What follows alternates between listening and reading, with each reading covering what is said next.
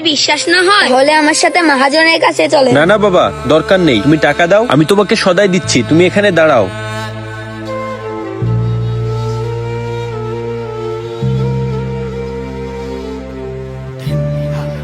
তা বাবা, তুমি এতটুকু বাচ্চা এই জিনিসগুলো কিনতে এসছো, তোমার বাবা মা কি করে? আঙ্কেল, আমার বাবা বেঁচে নেই। আমার বাড়ি, আমার মা আর একটা ছোট বোন আছে।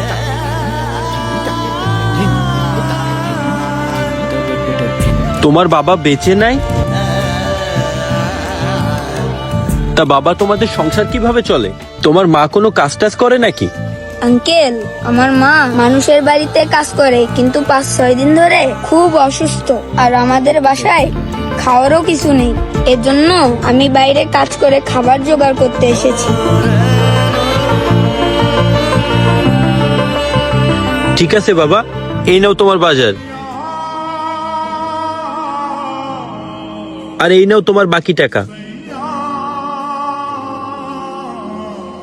আচ্ছা আঙ্কেল, ঠিক আছে, আসি তাহলে। এই যে শোনো, এইবার থেকে কাজ লাগলে অন্য কোথাও খুঁজতে যাওয়ার দরকার নেই, আমার কাছে এসো, আমি তোমাকে কাজ দিয়ে দেব। আচ্ছা আঙ্কেল, ঠিক আছে। আচ্ছা বাবা, যাও। ও ভাই, এটা আপনি কি করলেন? কেন ভাই, কি করলাম আমি? ছেলেটা যে আপনাকে টাকা দিয়ে গেল, ওই টাকাটা তো জাল ছিল। কি বলছেন ভাই, ওটা জাল টাকা ছিল?